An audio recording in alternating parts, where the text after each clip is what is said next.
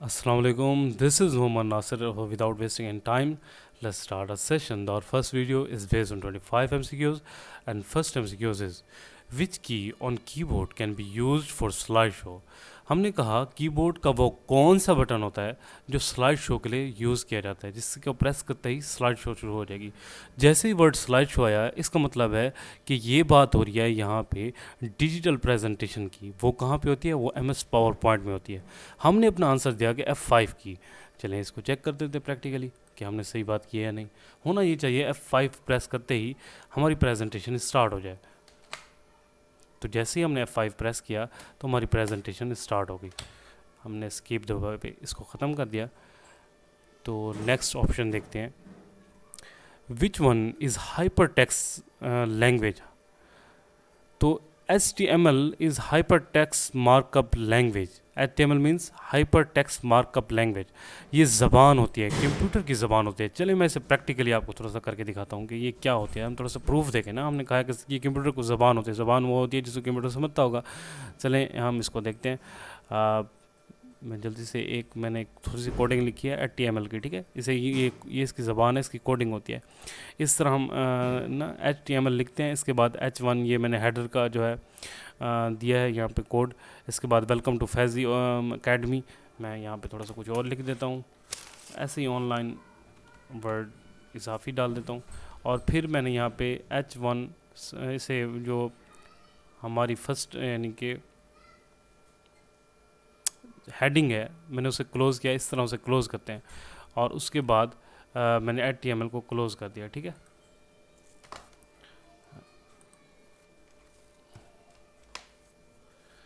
इसके बाद इसे यहाँ से सेव करते हैं। सेव एज़ करना है यहाँ पे आपने। और फिर यहाँ पे जाके इसे कोई भी नाम देते हैं आप। हम ऑनलाइन अकेडमी। अच्छा, यहाँ पे एक बात याद रखें, .html आप नहीं देना है। और यहाँ पे कर देना है ऑल फाइल्स और सेव। अब जैसे ये सेव करेंगे, देखिए यहाँ पे एक आइकॉन बन के आ गया है, ठीक है। अब इसे ओपन करते हैं। अब ये हमारा एक वेब पेज बन गया है छोटा सा, जिसमें हमने छोटी सी कुछ दो चार वर्ड लिखे हैं। इसमें बहुत कुछ हो सकता है। आपने यूनिवर्सिटी की वेबसाइट पे जाते हैं, वहाँ पे देखते हैं एनिमेशन हो रहे हैं, तस्वीरें जा रही हैं। तो मतलब इस तरह की हम वेबसाइट इससे बना सकते हैं। ये जैसे ही ऑन होगा तो जो हमने लिखा था कोडिंग में वो हमारा शो होना चाहिए। ओपन होने में थोड़ा सा वक्त ले रहा है। ओपन हो गया।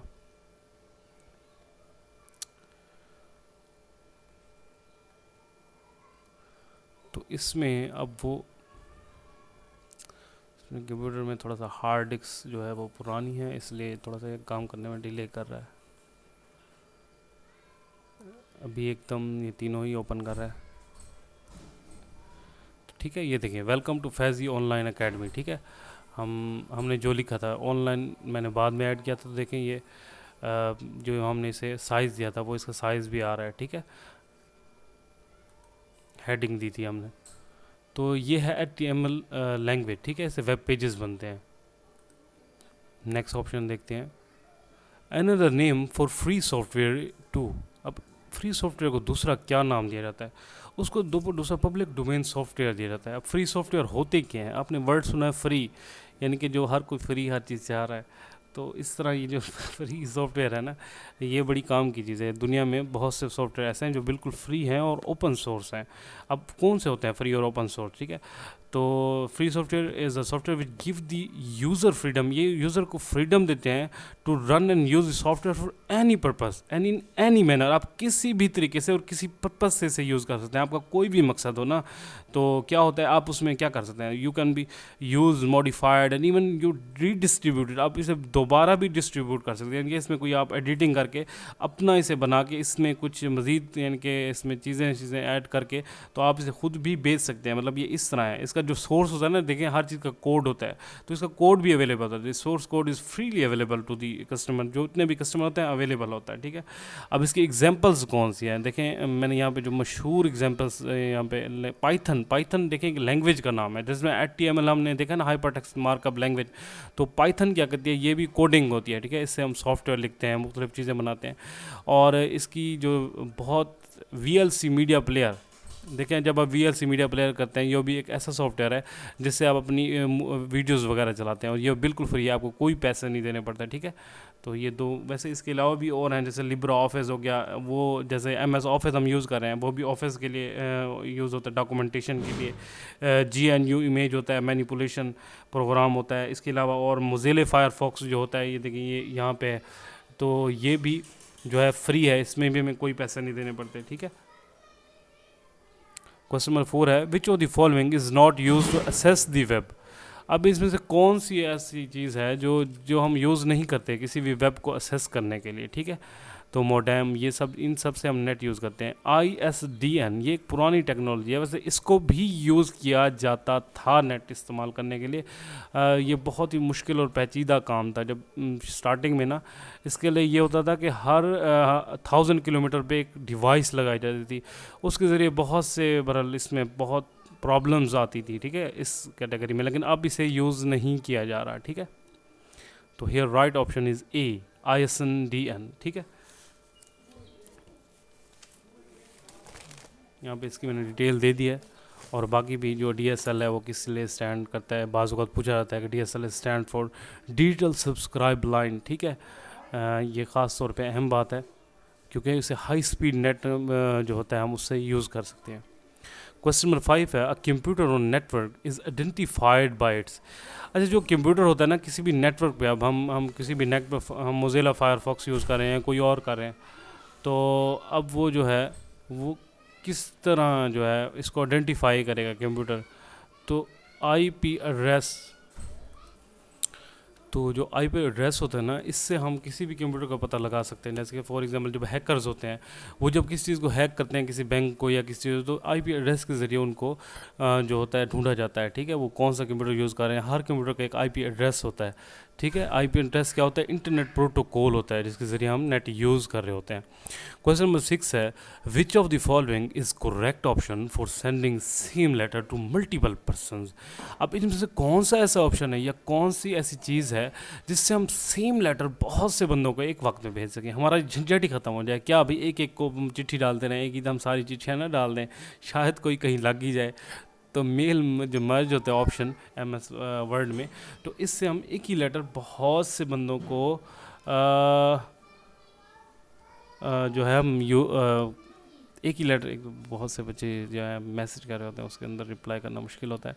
तो मेल मर्ज ऑप्शन जो है इज़ राइट ऑप्शन है कि इससे एक ही चीज़ इन MS Excel।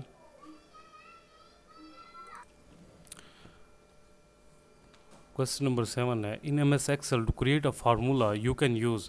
आप MS Excel में जब आपको फार्मूला यूज़ करना है तो आपने both values and cell range देनी होती है, ठीक है। जैसे कि हम प्रैक्टिकली, मैं आपको यहाँ पे फार्मूला भी लगाना सिखा ही देता हूँ और प्रैक्टिकली। तो देखेंगे कि मैंने ऐसे ही एक शीट बनाई थी जिसमें मुख्तलिफ मैंने ना प्राइस डाल दी थी। तो अगर आपको इसमें फार्मूला लगाना है तो होता यूँ है कि देखें, आपने ये ऑप्शन भी MCQs भी आता है कि आपने पहले, सबसे पहले जो है ना वो कौन सा प्रेस करना होता है। आपने कोई भी फार्मूला लगाना है तो आपने सबसे पहले इसको, इस सिंबल को ज़रूर यूज़ करना होता है। उसके बाद आपने लिखना है सम, SUM, सम। हम इसे ऐड करना चाहते हैं, ठीक है। अब ऐड के बाद जो है, इसके बाद हम यहाँ पे देखेंगे, अब यहाँ पे हमने इसमें क्या पढ़ा था, तो सम के बाद हमने ना हमने क्या उसमें पढ़ा था, हमने कहा था कि वैल्यू और सेल रेफरेंस। अब वैल्यूज़ क्या होंगे, अब वैल्यूज़ जाहिर सी बात है कोई डिजिट्स होंगी, कुछ ना कुछ होगा, ये हमारी वैल्यूज़ हैं, ठीक है। ये जितनी भी हमने दी है ना, ये वैल्यूज़ तो होनी चाहिए ना, जब हम कुछ ऐड करें तो उसके लिए वैल्यू। और दूसरा हमने रेफरेंस कहा था। अब रेफरेंस क्या होता है, ये सेल रेफरेंस होता है। जैसे मैंने यहाँ पे क्लिक किया ना, E7 आ गया, तो ये E और ये देखें ये 7, ये सेल रेफरेंस होता है, ठीक है। तो हमें बहुत चीज़ें चाहिए होती हैं कोई भी फार्मूला लगाने के लिए। हम यहाँ पे जमा का फार्मूला लगा रहे हैं, तो इसके दो तरीके हैं। एक तो वैसे आप ख़ुद भी लिख सकते हैं, यहाँ पे सम के बाद ब्रैकेट के बाद आपने लिखना है E, ठीक है। E के बाद, उसके बाद E7 जो उसका रेफरेंस देना है, E7। इसके बाद आपने कॉलम्स डालने हैं, फिर आपने लिखना है जहाँ तक इसे आपने ऐड करना है। अब आपने ऐड यहाँ तक करना है 555 तक। तो देखें ये क्या है, E12। अब E और 12 यहाँ तक लिखे हैं। और इसको देखते हैं। अब इसे क्या करना चाहिए, इसे ऐड करना चाहिए। तो ये जितनी भी रकम थी हमारी ऐड हो गई। हमने इस तरह एक फार्मूला लगाया एडिशन का, ठीक है, कि ऐड कर दें इस रकम को, ठीक है। हमने मैनुअली नहीं किया, तो इस तरह किया, ठीक है। दूसरा चलें, इसका और आसान तरीका होता है। मैं डेल करके दोबारा लगाता हूँ फार्मूला। तो दोबारा आप यहाँ पे लिखे सम, ब्रैकेट ओपन, और इसके बाद आपने क्या करना है, यहाँ पे कर्सर लेके ना इसको ये क्लिक करना है और इसको ड्रैग करना है यहाँ तक। जैसे ही आप ड्रैग करें तो ये ऑटोमेटिक ये वैल्यूज़ खुद ही उठा लेगा, ठीक है, यहाँ तक। तो इस तरह जब आप ड्रैग कर लेंगे तो उसके बाद आपने क्या करना है, ब्रैकेट क्लोज कर देंगे और देखें ये खुद ब खुद फिर इसने ऐड कर दिया। तो आपको इस तरह फार्मूला लगाना भी आ गया। तो हमने जो बात की थी कि हमें वैल्यूज़ और डेटा चाहिए, तो दोनों ज़रूरत होती है, ठीक है। ये डेटा हो गया और ये हमारा रेफरेंस हो गया, ठीक है। नेक्स्ट देखते हैं। Reuters is the famous agency of, तो ये क्या है, ये एक न्यूज़ एजेंसी है जो 1851 में बनाई गई थी, ठीक है। इसने ये जो Reuters भाई हैं ना, तो ये जो भाई हैं, तो 1851 में इसकी बुनियाद रखी गई। इस जो न्यूज़ एजेंसी है इसमें बहुत ज़्यादा, तकरीबन 2500 जर्नलिस्ट में काम करते हैं और 600 इसमें फ़ोटोग्राफ़र जो जर्नलिस्ट होते हैं, ठीक है। जर्नलिस्ट ये भी बहुत बड़ी एक जो है ना, बहुत सी ऐसी तादाद है जर्नलिस्ट की जो भी फ़ोटोग्राफिंग करते हैं, ठीक है। तो इस चैनल के लिए तो ये बहुत बड़ा चैनल है, ये ब्रिटेन का है, ठीक है। क्वेश्चन नंबर 9 है, विच programme is generally architecture design, तो वो कौन सा प्रोग्राम है जिसे आर्किटेक्चर यानी कि जो लोग बनाते हैं बिल्डिंग्स वगैरह ये वो, तो उनके लिए डिज़ाइन किया गया है। एक्सेल तो नहीं है, एक्सेल तो जो है वर्क है, ऑफिशियल वर्क है, कोई भी ऑफिस वर्क है। पावर पॉइंट प्रेजेंटेशन के लिए होती है, एमएस वर्ड हम डॉक्यूमेंटेशन करते हैं। तो ये जो वर्ड ऑटो कैड है ना, ये होता है उनके लिए, ठीक है। ये इस तरह होता है। वैसे इस सॉफ्टवेयर में थोड़ा सा आता था, इसके ये दरवाजे बनाए गए हैं, ये घर का जो बेसिक नक्शा है। इसके बाद फिर इसे 3D बनाया जाता है। तो ये बेसिक इस तरह ये बनाते हैं, ठीक है। ये दरवाज़ा अंदर को खुल रहा है, मतलब इस तरह। मैंने एक बार थोड़ा सा ये सीख की थी ऑटो कैड। जो मुझे सिखाने वाला था वो बड़ा आहिस्ता सिखाता था, तो मैंने छोड़ दी। मैंने कहा मुझे तेज़ सीखना है। तो AutoCAD here the right answer. Question number 10, in MS Word delete key जो है वो हम क्या करें, डिलीट की मतलब जो है वो डिलीट कर देता है। कौन से, हम कहते हैं राइट साइड के जितने भी वर्ड्स होते हैं उनको डिलीट करना स्टार्ट कर देता है। चलिए हम यहाँ पे देखते हैं। अगर हमने ये कर्सर है हमारा और हमने डिलीट की को प्रेस करना है। अब होना ये चाहिए प्रेस करने पर कि हमारा एस उड़ जाना चाहिए, फिर आई उड़ जाना चाहिए, फिर ई, फिर ई, इस तरह के करके उड़ जाना। जितनी बार हम प्रेस करें तो ऐसे होना चाहिए राइट साइड के, ठीक है। ये लेफ़्ट साइड है, ये राइट साइड है। तो देखें जैसे मैंने प्रेस किया, एस गया, फिर गया, ये गया, ये गया। तो कंट्रोल Z करके मैं इसे वापस कर लेता हूँ। तो देखें राइट साइड, तो here A option is correct. Question number 11 है, what let you create new presentation by selecting readymade font colour and graphics effects in PowerPoint. वो आपको वो क्या चीज़ है जो आपको इजाज़त देती है कि रेडीमेड फॉन्ट कलर और ग्राफिक्स हों, ठीक है, पावर पॉइंट में आप इजीली यूज़ कर सकें। तो ये डिज़ाइन टेम्पलेट की हमने कहा कि डिज़ाइन टेम्पलेट है। चलें देख लेते हैं एमएस पावर पॉइंट कौन सा हमसे दूर है। तो देखें यहाँ पे मैंने वैसे बल्कि इसे ओपन किया हुआ था ताकि टाइम वेस्ट ना हो। तो डिज़ाइन में जाके ना हम जैसे ये देखें, ये रेडीमेड है। अब ये सिंपल मैंने बनाया हुआ है, तो ये रेडीमेड है। जैसे मैं इस पर प्रेस करूँगा तो ये इस पर अप्लाई होगा, अप्लाई हो जाएगा, ठीक है। ये देखें जिसको भी प्रेस करूँगा तो ये उस पर अप्लाई होता जाएगा, जो भी डिज़ाइन में मतलब इसको प्रेस कर रहा हूँ, ठीक है। तो इस तरह ये रेडीमेड हमें मिल जाते हैं कि हम सिर्फ जस्ट यहाँ पे अपना डेटा पुट करें और जो डिज़ाइन दिल करे, ठीक है। यहाँ पे बहुत से डिज़ाइन मिल जाते हैं, ठीक है। अलग से भी यहाँ पे फर्दर आप जो भी देखें, ये देखिए जिस तरह मैं करता जाता हूँ, इसमें टेक्स्ट की वेरिएशंस हैं। तो ऑप्शन जो हमने डिज़ाइन टेम्पलेट कहा था राइट आंसर है। क्वेश्चन नंबर 12 है, इन रिसाइटेशन ऑफ होली कुरान, आपसे आप जब होली कुरान पढ़ते हैं हम अल्लाह का कलाम, there are how many oaken, वो कितनी जगह है वेर सजदा, जो सजदा है वो हमें लाजिम हो जाता है, ठीक है। तो 14 जगह ऐसी आती हैं कुरान मजीद में कि जब वो 14 सूरतों की उन जगहों पे हम पहुंचते हैं जहाँ पे सद्दा लाजिम है, तो हमें अल्लाह ताला का शुक्र अदा करना पड़ता है, सद्दा करना पड़ता है, ठीक है। Question number 13, which of the following is not a function in MS Excel. So AVG is not a function in MS Excel. तो पिछली बार ये हम पहले भी रिपीट कर चुके हैं। तो बच्चों का ये सवाल था कि सर AVG तो है एवरेज। तो देखें जी, गौर करें ज़रा, यहाँ पे गौर करने वाली बात यह है कि हम MS एक्सेल पे चले जाते हैं, मसला हल कर लेते हैं। ये कौन सी बात है, ये आ गए जी फार्मूले। अब यहाँ पे सम का भी है, मैक्स का भी है और मिन का भी है, जो उसका 3 ऑप्शन है, ज़रा गौर करें। सम, मैक्स और मिन, ये यानी कि इन तीनों का नाम एज इट इज़ ऐसे ही है, ठीक है, ये है। अब ए वी जी है, ज़रा गौर करें इसमें, यहाँ पे कहीं पे आपको नज़र आ रहा हो, कहीं पे एवरेज ज़रूर है, ए बी जी नहीं है, ठीक है। तो वहाँ पे जो मेंशन है, यानी कि एक ऐसा समझ लें कि कॉमन सेंस का भी वो क्वेश्चन पूछ रहे हैं, और ये भी देख रहेंगे आपको कितना पता है एमएस एक्सेल का, कि आप रियल में यूज़ भी करते हैं। वो इस तरह के सवाल इसलिए आपको देते हैं, ठीक है। तो ए वी जी वहाँ पे, यहाँ पे कोई भी फंक्शन इस तरह इस नाम का नहीं है। एवरेज तो है लेकिन ए वी जी नहीं है, होना चाहिए था ए वी जी, जस्ट 3 उसके जो अल्फ़ाबेट्स होने चाहिए थे, अगर वो यहाँ पे होता तो A D is right option.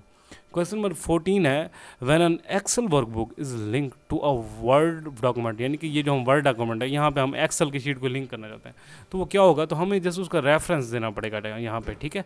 तो उसका यहाँ पे रेफरेंस हम देंगे ओरिजिनल सोर्स एप्लीकेशन का। क्वेश्चन नंबर 15 है, dash user can open M S Excel 2016 file at the same time. वो कहते हैं कितने बच्चे एक ही एम एस फाइल को एक ही वक्त में यूज़ कर सकते हैं, कितने कैंडिडेट या कितने लोग इसमें काम करते हैं, तो 256 लोग एट अ टाइम एक ही फाइल पे, क्योंकि देखें एम एस जो एक्सेल है ना, तो ये एक जाहिर सी बात है, वर्क करते हैं इसमें लोग, इसमें बहुत से लोग बहुत सा वर्क करते हैं, तो इसमें ज़रूरत पड़ती है कि बहुत से बंदे ना, एक नेटवर्क बनाया जाता है कि एक साथ बैठ के काम करें एम एस एक्सेल पे। तो ये अलाउ करता है, ये सॉफ्टवेयर, ये एप्लीकेशन अलाउ करती है कि 256 बंदा एट अ सेम टाइम इस पे बैठ के काम कर सकता है, ठीक है। तो नेक्स्ट है, which one of the following areas in Pakistan is non for largest iron deposit के लिए, ठीक है। तो काला बाग और इसके अलावा जो है नुकंदी, चिन्योट, ठीक है, ये जो ये एरियाज हैं, यहाँ पे बहुत ज़्यादा डिपॉजिट पाए जाते हैं आयरन्स की, ठीक है, काला बाग में, ठीक है, बहुत ज़्यादा ह्यूज अमाउंट में पाए जाते हैं। क्वेश्चन नंबर 17 जो है वो है, in M S Word 2060 to extend a selection to adjacent cell of the table. तो अब ये किस तरह होगा, वो कह रहे हैं कि हमें सिलेक्शन एक्सटेंड करनी है, तो हमें इसमें कौन सा ऑप्शन चाहिए, hold down, shift and press any की। तो वो कहते हैं, अब हम ये करके देख लेते हैं कि क्या ये एक्सट्रैक्शन वाकई इस तरह होगी। यहाँ असल में सिलेक्शन की बात हो रही है, तो हमने जैसे शिफ्ट को प्रेस किया और देखें, ये देखें, वो कह रहे हैं कोई भी किया, हम इन 4 की में से कोई भी देखें। अगर मैं ये करता हूँ लेफ़्ट वाली, तो ये लेफ़्ट वाली को करता है, अगर राइट वाली करूँ तो यहाँ से ये एक्सटेंशन ऐसे करना शुरू कर देगा, एक्सटेंड हो रहा है ना, देखें ये जितना भी एरिया कवर कर रहा है। अगर मैं ऊपर वाली की दबाऊँगा तो देखें ये ऊपर ये एक्सटेंड कर रहा है, यहाँ पे सिलेक्शन कर रहा है ना ज़्यादा। अगर नीचे दबाऊँगा तो इसलिए यहाँ पे A is the right option. Question number 18 है, when were Hiroshima and Nagasaki hit by atom bomb. तो हिरोशिमा और नागासाकी पे कब एटम बम डाला गया, तो अगस्त 1947 का ये वाक़या है, जबकि हिरोशिमा और नागासाकी पे बम डाला गया था। और इसमें जो डिटेल्स में जो क्वेश्चन पूछे जाते हैं वो ये हैं। तो हिरोशिमा पे 6 अगस्त 1945 को जो है बम डाला था, और उसका नाम अक्सर भी पूछा जाता है। जो हिरोशिमा पे डाला गया था उसका नाम था लिटिल बॉय, ठीक है। Name of bomb, what is the name of bomb जो हिरोशिमा पे ड्रॉप किया गया था, उसका नाम है लिटिल बॉय। तो और जो नागासाकी पे 9 अगस्त 1945 को डाला गया था, उसका नेम था फैट मैन, ठीक है। अक्सर पूछा जाता है कि कौन सा बम डाला गया था, उसका नाम क्या था बम का। तो हिरोशिमा पे जो 6 अगस्त 1945 में डाला गया था, उसका नाम था लिटिल बॉय, और नागासाकी पे जो डाला गया था 9 अगस्त 1945, उसका नाम था फैट मैन, ठीक है। क्वेश्चन नंबर 19 है, when you delete a text box object from a slide in power point presentation. होता क्या है जब आप टेक्स्ट बुक जो है उसको डिलीट कर देते हो, ठीक है, टेक्स्ट बॉक्स को, ठीक है। मैं आपको ये प्रैक्टिकल करके दिखाता हूँ। हमने यहाँ पे ऑप्शन लगाया, हमने कहा है text box and text box are deleted, कि टेक्स्ट बुक भी गया और उसमें जो लिखा हुआ जो हमारा टेक्स्ट था, जो लिखे हुए हमारे अल्फ़ाबेट्स थे, वो भी उड़ जाते हैं। चलें भी इसको प्रैक्टिकल करके देख लेते हैं। जैसे कि ये एक टेक्स्ट बुक है, ठीक है, टेक्स्ट बॉक्स है। तो मैं जैसे ही इसको डेल पे करूँगा, सॉरी, तो देखिए इसके अंदर टेक्स्ट और ये टेक्स्ट बुक दोनों उड़ गए हैं। तो हमने यही बात तो की थी। नेक्स्ट ऑप्शन देखते हैं, कंप्लीट द प्रोवर्ब, ठीक है। अब इस प्रोवर्ब को कंप्लीट करना है, make hay while the dash sign, ठीक है। इसका क्या मतलब है, make hay while the dash sign while the sun shine.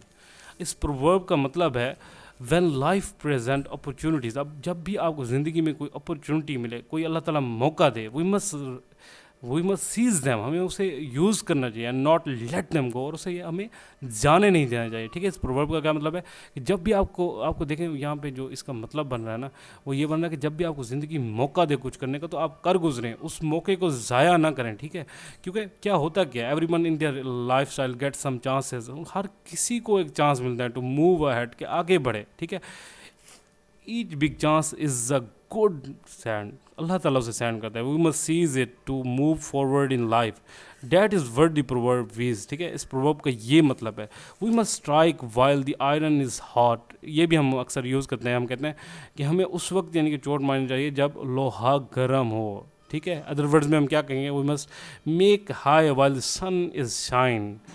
ठीक है, क्योंकि इन किसी भी स्पोर्ट में the winner is the one who look for opportunity to overcome his opponent to taking advantage of his weaknesses. अब winner क्या होता है, वो देखते हैं, वो हर तरह का मौका देखता है। तो यहाँ पे भी इसका मतलब प्रोवर्ब का ये बन रहा है कि आपको जब भी मौका मिले तो आप उसकी फ़ौरन उस मौके को अवेल करें, उसको जिस कदर हो सके उसको यूटिलाइज़ करें, और खुदा की तरफ से उसे नेमत समझें, उसका शुक्र अदा करें और उस पर वर्क करें जो जितना हो सके। क्वेश्चन नंबर 21 है, Roger Federer is a famous player of, तो ये टेनिस प्लेयर है। देखिए, ये हंसता मुस्कुराता और ये खेलता नौजवान, मैंने इसकी तस्वीर लगा दी है, उम्मीद है ये आपको नहीं पड़ेगा। Roger Federer is a tennis player. Question number 21 है, which is volatile memory. So RAM is the volatile memory. What is means by volatile. अब वॉलेटाइल वो मेमोरी होती है, मैं आपको बिल्कुल सादा अल्फाज में बताऊँ ताकि आपको समझ आ जाए। वॉलेटाइल वो मेमोरी होती है जिसको जब तक करंट मिलता रहे ना, इलेक्ट्रिसिटी जब तक हम प्रोवाइड कंटिन्यूस करते रहेंगे ना, इस पे डेटा होगा। ठीक है, जैसे इलेक्ट्रिसिटी से डिस्कनेक्ट करेंगे, इसका डेटा, इसके ऊपर जो भी हम चाहे वीडियो चला रहे होंगे, इस पर ऑडियो जो भी होगा ये उड़ जाएगा। जैसे कि रैम जो होती है ना, वोलेटाइल मेमोरी होती है। इस पर जो भी, जैसे मैंने ये MS वर्ड ओपन किया हुआ है, अभी लाइट चली जाए तो ये जो फाइल है यहाँ से ये उड़ जाएगी। ऐसा नहीं होगा जो कंप्यूटर ऑन हुआ तो ये फाइल एज इट इज़ ऐसे ही फिर ओपन हो जाए, ऐसा नहीं होगा। फिर मुझे हार्ड डिस्क में जाना पड़ेगा और इसे रीओपन करना पड़ेगा। ठीक है, वैसे रैम का मतलब होता है रैंडम एक्सेस मेमोरी। ठीक है, what is short form of RAM, abbreviation है RAM, random access memory. Question number 23 है, which is the longest river of Pakistan. Indus is the longest river of Pakistan. Indus जो है वो हमारा सबसे जो बड़ा दरिया है। ठीक है, क्वेश्चन नंबर 24 है, which angel is appointed for providing food. अब वो कौन सा एंजल है जिनको खुराक के लिए, जो कि हमारा रिस्क जो है वो तकसीम करते हैं। तो we can say that the duty of Mikail is providing nourishment for bodies and soul. और इसके अलावा क्या आता है, while also being responsible for bringing rain and thunder to earth. अब ये इनकी दूसरी रिस्पॉन्सिबिलिटी ये भी वैसे कहा जाता है कि वो ज़मीन पर जो रेन होती है और इसका निज़ाम भी वो ही संभाल रहे हैं, अल्लाह ताला ने उनके सुपुर्द लगाया हुआ है। वैसे खुराक की तकसीम का काम हज़रत मिकाइल अलैहिस्सलाम के सुपुर्द है। क्वेश्चन नंबर 25 है, जनरल सेक्रेटरी का नेम, तो इसेला रोवान है जो कि श्रीलंका के।